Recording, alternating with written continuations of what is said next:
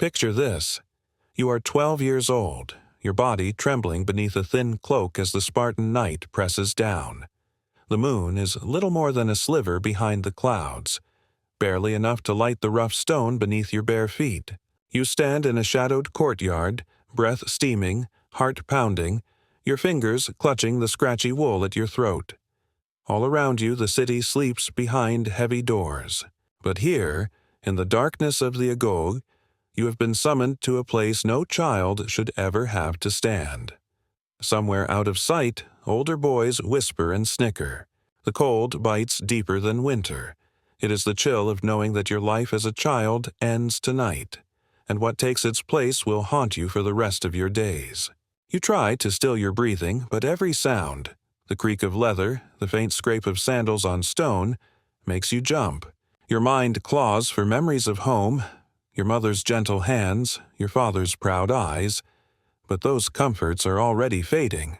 Now you belong to the city, to the code of Lycurgus, to the ritual of transformation that every Spartan boy must endure. Tonight is your first lesson in what it truly means to become one of the few. No sword, no shield, just your flesh and the unblinking gaze of those who have come before you. The scent of sweat and old wine drifts from the shadows. Somewhere a low voice murmurs your name. You have heard the legends, how Spartans are forged through hardship, discipline, iron will, but no one told you about this. No one warned you that the path to glory begins not with a spear in your hand, but with fear in your gut and a stranger's touch on your shoulder. The walls of the courtyard are high, their stones slick with damp. You can hear laughter echoing from the mess hall, the muted clatter of wooden bowls, the barked orders of a drill master far away. But here, in this narrow space, it is only you and the looming specter of what's to come. This is not the training the poets sing about. It is not the stuff of honor or victory or the sweet music of lyres at festival. Here, the first battle is for your own body, your own soul. You remember the words whispered by older boys, "Be brave, don't cry. If you run, they will find you." You wonder what they endured, what you are about to endure. In this moment, you are more prey than warrior, and you feel it in every muscle, every silent plea for dawn. But here's where the story turns. You've grown up believing that Spartan warriors were forged by heroism, camaraderie, and mutual respect. You picture shields interlocked, phalanxes unbreakable, men who would die for each other in battle. Yet beneath that legend is a truth too disturbing for the songs of bards or the scrolls of scholars. What if you learned that the path to manhood here is paved not only with hardship and discipline, but with acts so intimate, so humiliating, that most who survive never speak of them again?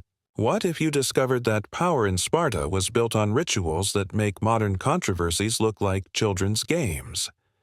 Think Spartan warriors were paragons of self-control, immune to temptation, the very embodiment of masculine virtue. Think again. Historical records reveal a culture where the line between education and exploitation was deliberately erased, where the city's greatest pride, the agog, masked a system of sanctioned abuse so systematic that it makes hazing rituals of modern fraternities look gentle by comparison. Here, an older youth, a so-called inspirer, a sponsor, has already been chosen for you, not as a friend, not as a mentor, but as the instrument of your initiation. His right is sanctioned by law, celebrated by custom, whispered about in the darkness but never denied. What you don't know is that tonight you are not alone. Every year, dozens of boys stand where you stand, waiting to be claimed. In ancient Sparta, this practice is not shameful, not hidden, it is expected. Plutarch, writing centuries later, described these bonds as noble love, but you will soon learn that the nobility is in the eye of the powerful, never the powerless.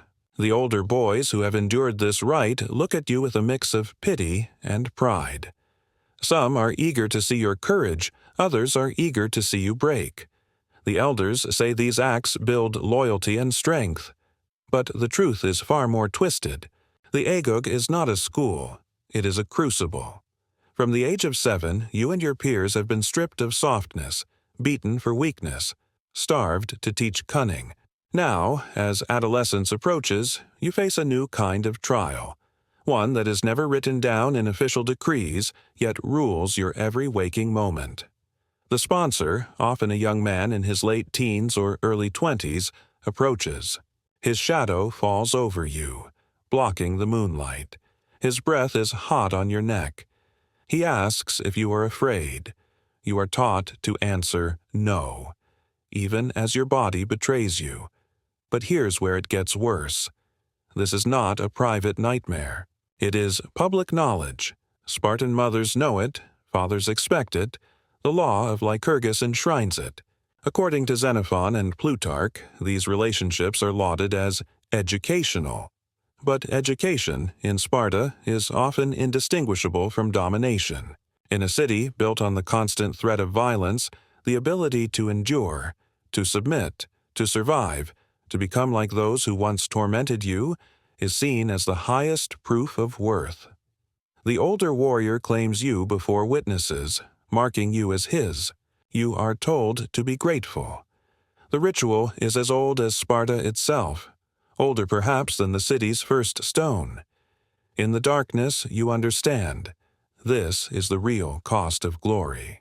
You are not forging a legend. You are being broken, reshaped, molded to fit the needs of a society that values obedience above all else. And as the ritual begins, you realize something chilling. Tomorrow, you will be expected to walk among your peers, silent about what happened, proud of your suffering, ready to inflict the same on those who come after. The legend of Sparta is a lie, and you are living proof. But this is only the beginning, because what you are about to experience will reveal not just the hidden heart of Sparta, but the monstrous truth that lies behind every myth of honor, every song of valor, every tale of ancient glory. Tonight, you are no longer a boy, but what you become instead, no one dares to name. You kneel in the darkness, knees pressed to the damp earth, hands trembling as you wait for the sponsor's command. The other boys are gone. You hear only the shifting of leather and the low, steady breath behind you. Tonight, you are both prize and proof. The silence is suffocating. The older youth, a rising Spartan, 17, named Alcmenos, places a calloused hand on your shoulder. His grip is not violent, but there is no escape in it. "Do not shame me," he whispers, his breath laced with bitter wine. Your heart hammers in your chest. The cold has seeped so deep into your bones that you are not sure if you are shivering from fear or from the chill of the night. You try to remember the stories told by your elders. That to be chosen as a beloved was an honor, a sign of strength, a chance to share in the brotherhood of warriors. You have heard the word inspiration, the ancient Greek term ainos, but what it means here is not what the poets promise. Alcmenos's shadow looms over you, his authority unquestioned. You are his ates, the claimed, the marked, the initiate. Above, the stars bear witness. You feel their cold eyes upon you, judging, silent, indifferent. You wonder if your name will ever be remembered, or if you are just another body swallowed by the system. But here's what you never expected. This ritual is not a secret. It is the law. The Code of Lycurgus, founder of the Spartan state, demanded that every boy submit to this ordeal, and every sponsor fulfill his duty. Plutarch wrote of it as a noble bond, an educational partnership. The truth is more disturbing. This was compulsory, institutionalized, systematic. The entire city knows what happens in these shadows. Spartan society has no patience for shame. If you resist, if you refuse Alcmenos, the consequences are not simply personal. They are legal. Exile, beatings, public humiliation. To fail here is to lose everything you have left. Alcmenos kneels beside you. You can smell sweat, leather, and fear. He tells you that this is how you will learn discipline, loyalty, endurance. His voice is flat, practiced, reciting words he too once heard from another sponsor years ago. You are told to obey. You must submit, he says, so you can command. The lesson is driven home not by choice, but by necessity. It is not a question of consent. In Sparta, the law of the city is stronger than any individual desire. The ritual becomes an extension of the state itself, a weapon sharpened on the bodies of boys. You close your eyes as Alcmenos recites the oath of initiation, words preserved for centuries. You belong now to the brotherhood. What you suffer, you will someday demand his grip tightens. You try not to cry out. In this moment, you understand that pain is not a byproduct but the very core of your education. You are meant to learn what it feels like to be powerless, so that one day you will wield power without pity. But here's where it gets worse. The ordeal is never just physical. After the act, Alcmenos orders you to stand, to face him as an equal. You are told to thank him, to call him your friend, to promise you will serve him with unquestioning loyalty. The humiliation is absolute. You must smile. You must pretend that what has happened is an honor, not a violation. If you falter, if you hesitate, there are witnesses in the darkness ready to report your weakness. Your reputation is on the line, and in Sparta, reputation is survival. Historical records reveal the true horror of this system. The Retra, the Spartan constitution, explicitly permitted these bonds, demanding that every sponsor serve as both mentor and master. Lycurgus himself, according to Plutarch's Life of Lycurgus, approved of the lover's relationship with the boy as a form of discipline and education. Yet the reality was far more twisted. This was not education, but domination. Your body becomes a lesson in submission. Your silence, proof of your worth. You are escorted back to your quarters, blood pounding in your ears. The other boys avoid your gaze. Each one knows what has happened. Some nod with sympathy, others with envy. There is no solace here, only the understanding that you, too, will be expected to initiate others one day. This is how the cycle is kept alive. You crawl into your straw bed and press your face into your hands, fighting the urge to scream. The stone floor is cold against your skin, but the shame burns hotter than any fire. And then comes the morning. Alcmenos presents you before the elders, his hand on your shoulder, announcing that you have passed the test. You stand silent as the men of the city, warriors, fathers, judges, nod their approval. You are congratulated, celebrated, expected to join in the ritual meal as if nothing has happened. No one mentions the ordeal. No one ever does. But everyone knows. This is the true heart of the Agog. The secret binding every Spartan boy to the city, every Spartan man to the unspoken contract of power. But before you can catch your breath, the cycle continues. Tonight, another boy will be chosen. Another sponsor will demand obedience, and you realize with a sickening clarity that you are only at the beginning of a system designed to break you and rebuild you in Sparta's image. You cannot run. You cannot refuse. All you can do is endure. Right now, you're feeling the weight of these revelations. The reality that Spartan glory was built on systematic humiliation and control. If you want to keep uncovering history's darkest secrets, if you want to see the patterns hidden in the shadows of human civilization, hit subscribe now. The journey ahead will challenge everything you thought you knew about power, tradition, and the true cost of survival. Stay with me, because what you're about to learn next will change the way you see not just Sparta, but the hidden foundations of every society that calls itself civilized. Because this is only the beginning, and what comes next will make even these first horrors look almost merciful. The door closes behind you with a hollow thud, sealing you into a space that is not quite a room, not quite a cell, a place set apart for the rites that few dare describe. Your bare feet sink into the pressed earth, rough and cold, and for a moment you hesitate. Tonight is your first night in Alcmenos' quarters. Shadows crawl across the stone as a thin oil lamp flickers on a ledge, casting wavering patterns that remind you of distant storms. You try to steady your breath, but the air tastes of old sweat, sour wine, and fear. Your sponsor sits cross-legged on a mat, eyes unreadable, watching as you inch closer. The ritual begins not with violence, but with silence. He gestures for you to kneel at his feet. You do as you're told, feeling the weight of expectation pressing down harder than any hand. This is the paiderastia, the practice Spartan society has elevated into law, ritual, and tradition.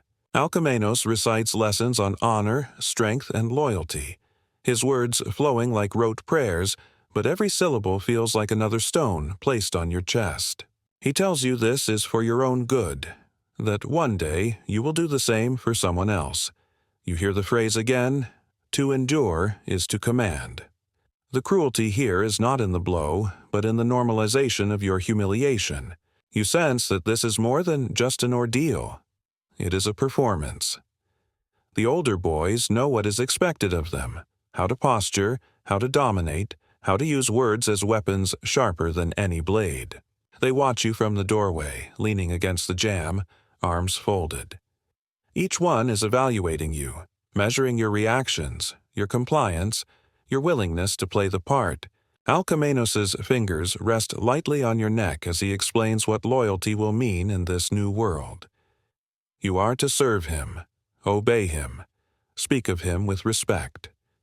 In return, he promises to protect you from greater harm. The bargain is ancient, but the cost is always fresh. But here's where it gets worse. Tonight, the lessons are enforced not just by Alcmenos, but by the expectations of every peer who has already endured this rite. If you show fear, if you resist, you risk not only punishment but isolation. The agog is a furnace, and you are not allowed to burn alone. The group is everything. When Alcmenos leads you through the motions, stripping, kneeling, reciting oaths, he does so before witnesses. The lamp sputters as another boy, Nicandros, enters the room. He smirks and tosses you a rough-spun cloth. "You'll get used to it," he says, not unkindly, but with the hollow voice of someone whose own boundaries were broken long ago. Historical records show how systematic this practice was. According to Plutarch, the boys belonged to the state, not to themselves, and the sponsor was both master and guardian, legally responsible for the boys' development and conduct. To the outside world, this is a noble mentorship. Inside these walls, it is something much darker. You are being shaped, your will, your desires, even your sense of self, by someone who learned to inflict pain because he, too, once suffered it. And if you refuse, there are consequences. You remember the story of Timarchos, a boy who resisted his sponsor, refusing to submit to the rituals. His defiance became a cautionary tale, repeated in whispers among the new initiates. The records show that the punishment was swift: exclusion from the agog, public beatings, his name spoken with contempt. To be cast out in Sparta is worse than death. It is to be erased. The city's laws, engraved in bronze, recited at assembly, make clear that obedience is not optional. As Plutarch wrote, no disgrace was seen in such attachments, only in failing to comply. But what happens next is even more insidious. Over time, you learn to separate your body from your mind, to retreat inside yourself when the rituals become unbearable. It is a skill taught through necessity, whispered by survivors to the newly broken. Don't think, just endure. With each night, the distinction between victim and perpetrator blurs. You begin to see yourself as both. By morning, you walk through the barracks with a stony face, mimicking the bravado of the older boys. The cycle feeds itself. Today's initiate becomes tomorrow's sponsor, the chain unbroken. Yet there is a hollow pride in surviving. In public, you wear the mask of the chosen. The elders praise your strength, your obedience, your manliness. But inside, the cost grows with each day. You see it in the vacant eyes of the boys who have endured too much, too soon. The cruelty here is not always loud. Sometimes it is the silence, the expectation that you never speak of what happens in the darkness, that you join the conspiracy of survival. You begin to understand that your pain is part of something bigger, older, and utterly indifferent to your suffering. But here's where the spiral tightens. By your second month in Alcameno's quarters, you can recite the oaths without trembling. You know how to keep your face blank, your voice steady. You teach yourself to feel nothing when the ritual begins, to move as if you are outside your own skin. The humiliation becomes routine, the acts mechanical. Your sponsor congratulates you for your strength. The other boys slap your back, laughing, proud. No one questions the system. No one dares. The transformation is nearly complete. You sense it when you look in the polished bronze mirror, the haunted eyes, the tightness around your mouth, the marks that will never fully fade. You have become what Sparta demands. But at what cost? What you do not see are the scars carried forward, the nightmares, the dread of nightfall, the secret knowledge that your silence perpetuates a system older and crueler than any single man. Yet the elders claim this is how Sparta endures, by breaking boys to build warriors, by teaching silence as the first law. In the Agog, cruelty is the price of survival, and you have paid it, coin by coin, night after night. What you do not yet realize is that one day you will stand on the other side of this ritual, and the choice to break the cycle or repeat it will be yours. But for now, you endure, because there is nothing else. What you don't know yet is that the true horror of the Spartan system is not just what is done to you, but what it teaches you to become. And in the shadows of the Agog, as another boy's cries echo down the corridor, you understand. The most dangerous lesson here is not how to survive pain, but how to inflict it. Your world has shrunk to a single corridor, a long, torchlit passage reeking of sweat, oil, and the faintest trace of blood. At the far end, laughter floats through the gloom, sharp and mocking, as a new group of initiates shuffles forward. You have survived your first nights, endured your sponsor's hands, learned to recite the oaths with a voice that betrays nothing. But what you now face is something no lesson can prepare you for: the group initiation. This is where the system reveals its true face. You line up alongside 10 other boys, each with a sponsor behind him. The elders of the Agog are present, their eyes cold, their lips set in thin, approving lines. The rules are clear. You must not flinch, must not resist, must not break ranks. The penalty for failure is exile, or worse, disgrace. Tonight, ritual humiliation becomes a spectacle. The sponsors bark commands, each boy forced to strip, to stand exposed before the assembly, to prove that he has learned obedience, submission, silence. The air is thick with anticipation. You watch as one boy hesitates, glancing back at his sponsor for mercy. The punishment is immediate, a sharp blow to the face, delivered without hesitation or comment. The others watch in silence. No one dares intervene.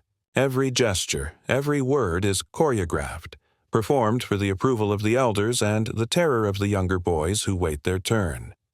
You realize that shame is not a byproduct here. It is the point. The public spectacle binds you all in complicity. But here's where it gets worse. The ritual does not end with submission. The sponsors are encouraged to invent new humiliations, to test the mettle of their charges. Some boys are ordered to perform acts that blur the line between punishment and ritualized abuse, each new command more degrading than the last. Those who comply are praised.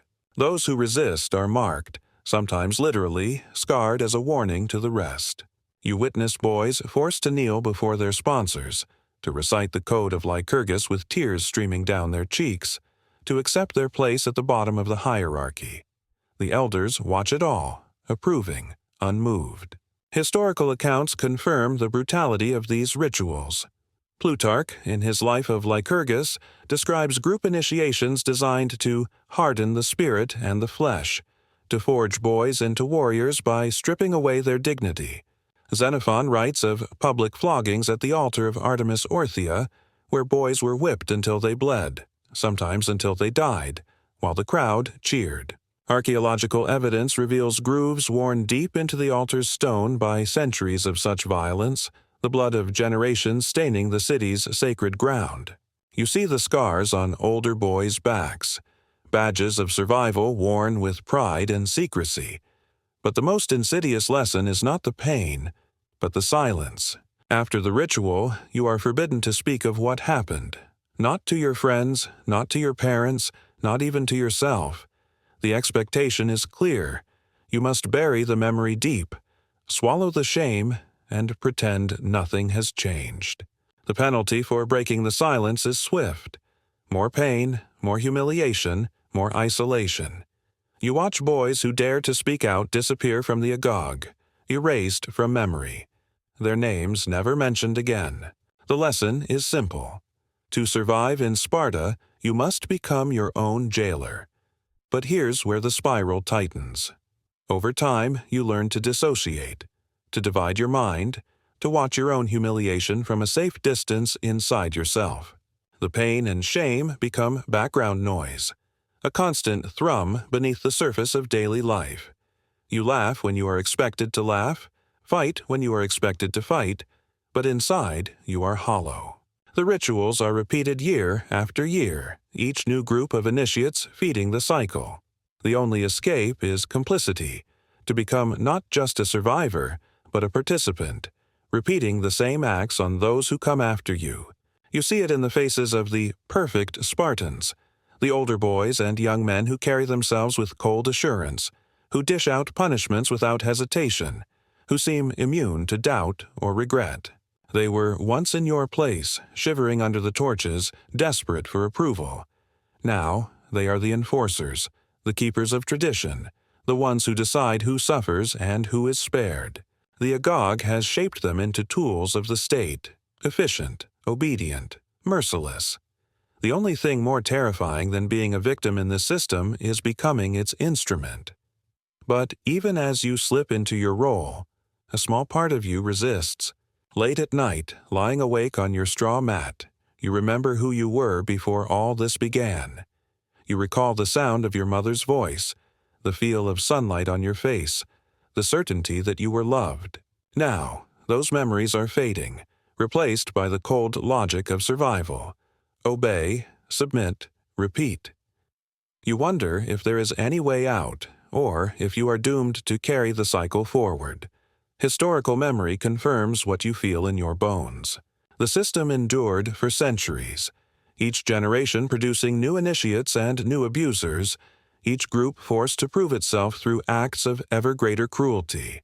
The altar of Artemis still stands, the grooves still worn, the scars still visible. Plutarch and Xenophon wrote their accounts centuries later, but the echo of those rituals is preserved in stone and memory. You realize that you are not just living through history. You are part of it, bound to a chain of suffering and silence that stretches backward and forward in time. And so, as the torches gutter out and the elders file away, you rise with the others, the ritual over for now.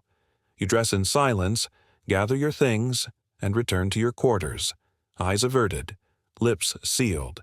You have survived, but at what cost? The agog has taught you to endure pain, to inflict it, to forget what you once knew of kindness and love. In Sparta, there is no room for weakness, no mercy for the broken. But what you do not yet know is that this cycle, this endless, grinding machine of humiliation and obedience, will one day demand the ultimate price. And when that moment comes, you will face a choice that no ritual can prepare you for. The next revelation will change everything. Years pass within the stone grip of the agog. The boy you were is gone, replaced by a body hardened with scars and a mind trained to survive in silence. You have endured every ritual, every humiliation, every test of loyalty and submission. Now, standing in the ranks of older initiates, you are both witness and participant in a system that feeds on the pain of its children and rewards those who learn to hide their wounds. It is not strength that is forged here. It is obedience, and the price is written across your soul. As you grow taller, your duties shift. You are no longer the one trembling in the shadows. You are the shadow itself, looming over a new generation of boys. The cycle tightens. You hear the younger ones whisper about you, using the same words you once muttered about Alcaminos, Nicandros, and all the sponsors before you. The rituals do not change. The same corridors, the same lamplight, the same oaths recited with quivering voices. The only difference is your face, the mask you have learned to wear. But here's where the legacy becomes inescapable. Each initiation, each act of ritual humiliation leaves its mark. You see the same haunted eyes in the boys you break, the same stiff silence that once settled on your own lips. You hear echoes of your sponsor's words in your own mouth, even as you swear you will be different. You know the rules. To question the system is to risk exile, public disgrace, or worse. And so, you teach what you were taught. You do what was done to you. Historical evidence is unflinching. Plutarch and Xenophon recorded that the boys belonged to the city, and that the pain inflicted in the agog was the city's tool for forging warriors. Archaeologists have unearthed bones scarred by old wounds, fragments of ceremonial whips, and even the remains of the altar at Artemis Orthia, grooved by centuries of ritual flogging. On the walls of abandoned training chambers, scratched graffiti marks the names of boys who refused, who ran, who were erased. Each mark is a silent testimony to the lives crushed beneath the machinery of tradition. The system rewards those who embrace its cruelty.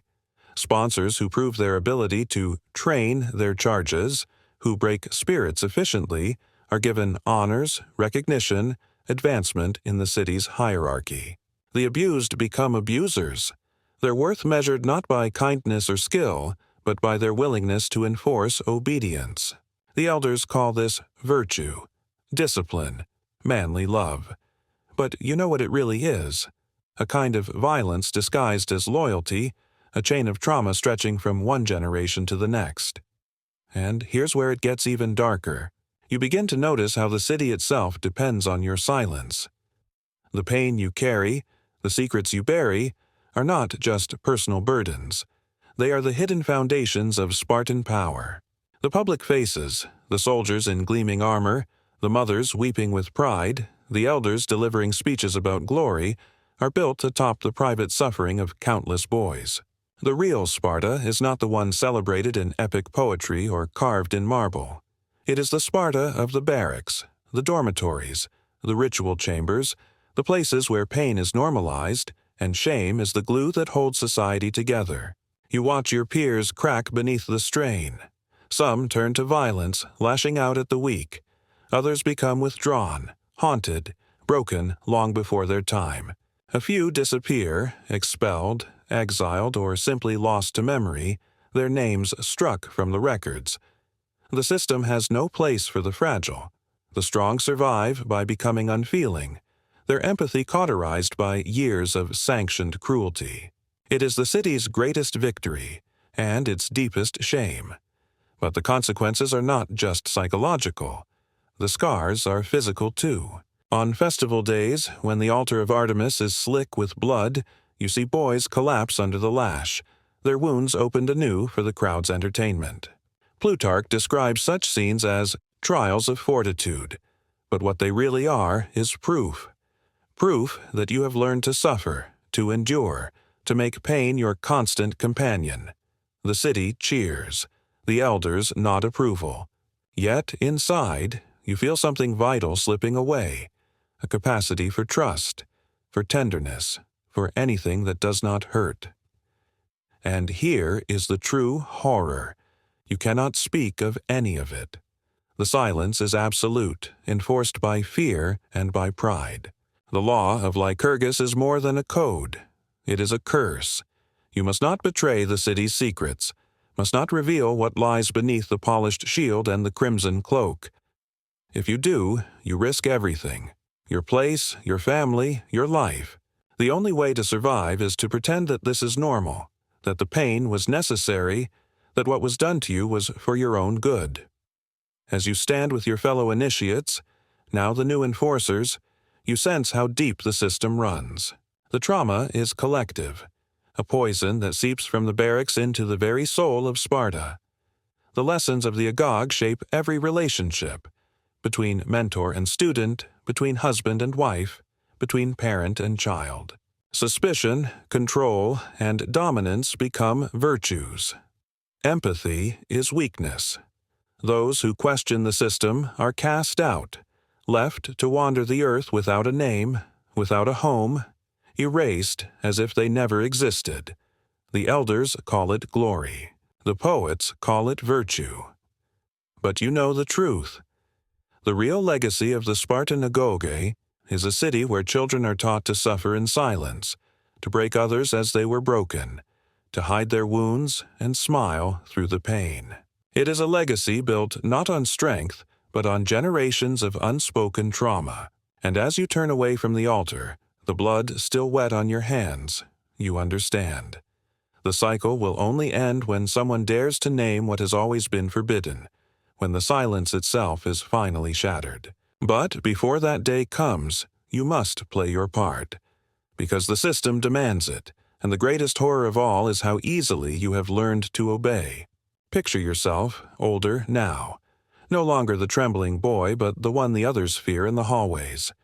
Your voice has settled into command, your body grown lean and hard, your eyes hollowed by everything you've seen and done. It is your turn to choose. Tonight, the ritual passes through you.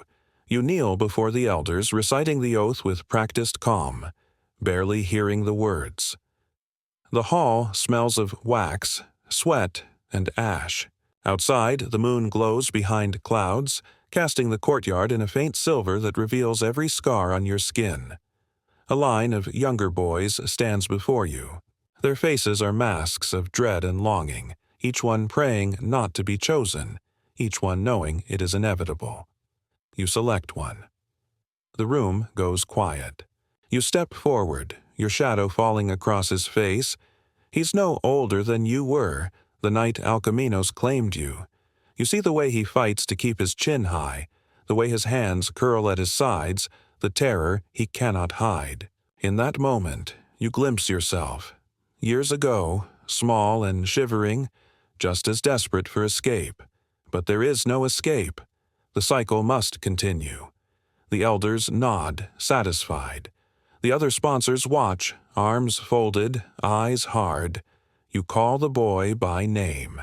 He flinches at the sound, and you remember what it felt like to be named in the darkness. The crowd expects you to perform, to carry out your role flawlessly, to prove you are now a true Spartan.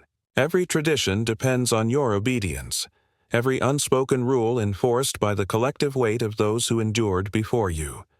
You lead him into the ritual chamber, as Alcamenos once led you.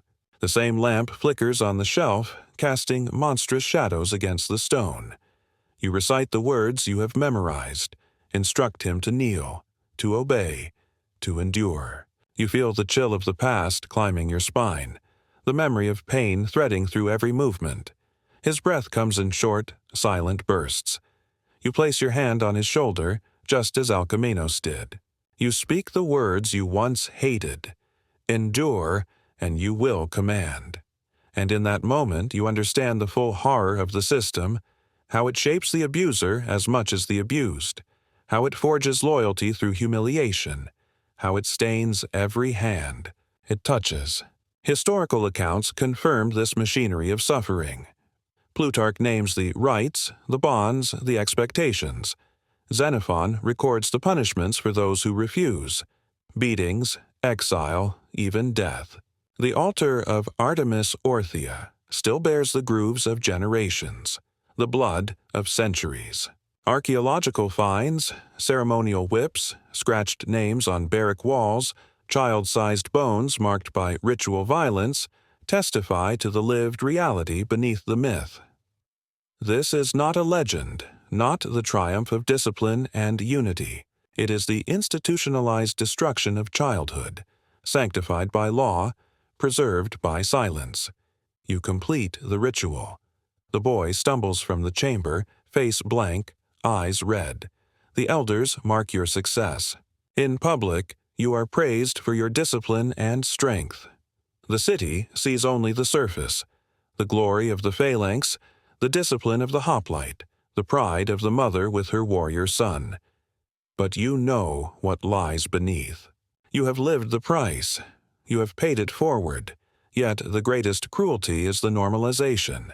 In Sparta, what would be called abuse anywhere else is not just tolerated, but expected. To speak against it is treason. To remember it is shame. You sense, deep in your chest, that the system will endure as long as the silence does, that the cycle will repeat, unbroken, until someone chooses to stop. You think, for one brief, dangerous moment, of refusing the role, of shielding the next boy from what you endured. But the city's gaze is upon you. The law is iron. Your hands are tied by the ghosts of those who shaped you. Late at night, when the barracks are still, you lie awake, listening to the whispers of boys who cannot sleep. You remember who you once were, and wonder if any part of that boy remains. You count your scars. You think of the ones you have given to others. You wonder if there is any way to break free, if the cycle can ever be ended. You know that in Sparta, survival depends on forgetting. But you have not forgotten. Not really. And this is the truth behind the legend. The glory of Sparta is built not on strength, but on suffering. The price of obedience is the destruction of innocence. The greatest horror is not the pain itself, but the way it becomes tradition. Ritualized, celebrated, inherited, enforced by every generation in turn. The city survives. The cycle continues. But what if you could see it clearly? What if, for the first time, the silence was broken? What if you recognize the system for what it was? A machine for making cruelty normal, for turning children into tools, for passing down trauma as if it were honor. What if you chose, at last, to name what others have always hidden? You came into this story thinking of Spartans as heroes, models of discipline and glory. Now you leave knowing the hidden cost, the blood beneath the bronze, the silent pain behind every shield wall. If this journey has shattered your illusions and awakened your hunger for untold truths, hit subscribe now. Each story we uncover together is a blow against silence, a step toward seeing history not as legend, but as the lived experience of those who suffered and survived. Let's keep digging, keep questioning, keep naming the truths that power once buried, so that the next time you hear the word Sparta, you'll remember not just the myth, but the children whose cries echo still in the stones.